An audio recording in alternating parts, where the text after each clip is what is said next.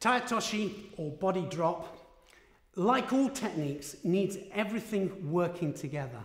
Needs the hands working together, the kazushi, the tsuruti hand, and it needs the body in the right position and the right shape. So what we're actually looking for here is a good, stable shape for it. A lot of tai-otoshis are out of shape, and mostly because of the tsuruti hand, which gets caught behind. But we'll deal with this in a minute. Let's first of all look at the basic shape of the technique and the importance of repping that in an uchikomi situation. So I'm going to just demonstrate the uchikomi first, and the importance of having the same position every time, so that when we finish the technique off, whether it's left against right, right against left, we have to make sure that the position of the body and the legs is the same every time. This direction hand, the tsuruti hand, is the key. We know that the kazushi with any technique always begins the technique. It always starts it off.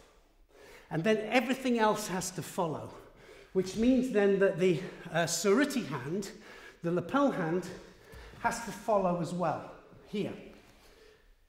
After this, then the body rotates, and you can see that the tsuruti hand here is now in a position to offload. If the hand gets caught behind, then what happens is it pulls the weight over the support leg. And if this happens, most tai-otoshis, I would say, or a lot of them, are lopsided. Not enough power in both of the legs.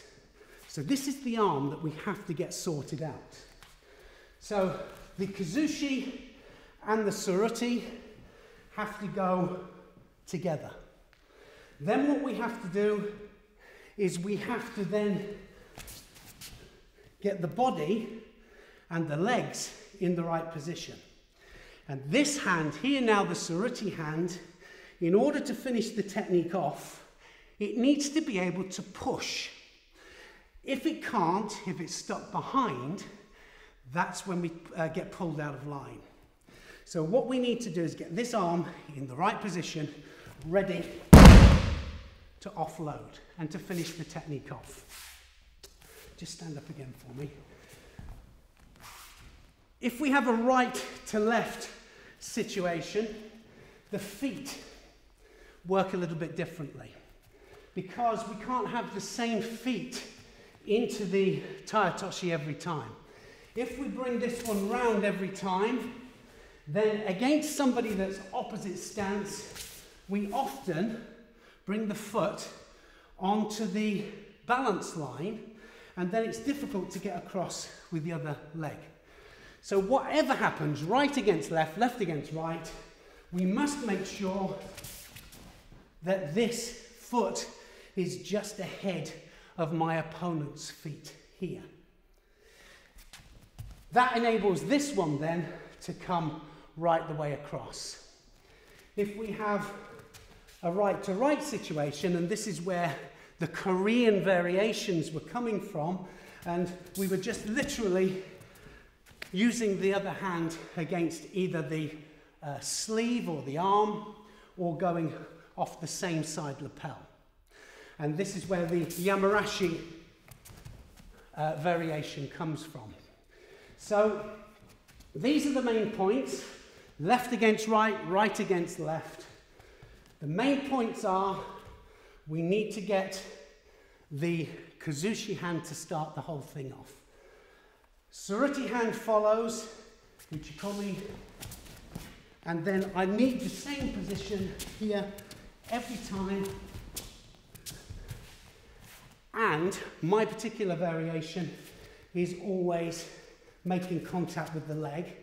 In other countries, other teachings, some people pull the contact with a small gap between the legs here. Once that's made contact there, then you're able to finish the technique off. What we don't want to do when we make contact here with the foot or the leg or the back of the leg here is to push our partner backwards.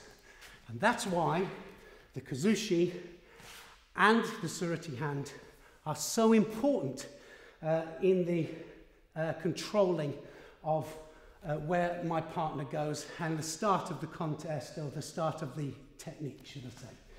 So just one last thing to finish off. It's everything working together. Kazushi, suruti. This elbow here needs to be ready to offload forwards. Once I'm in this position here, the sleeve grip just pulls downwards and across here, and we finish it off just by a little bit of flexion in the legs.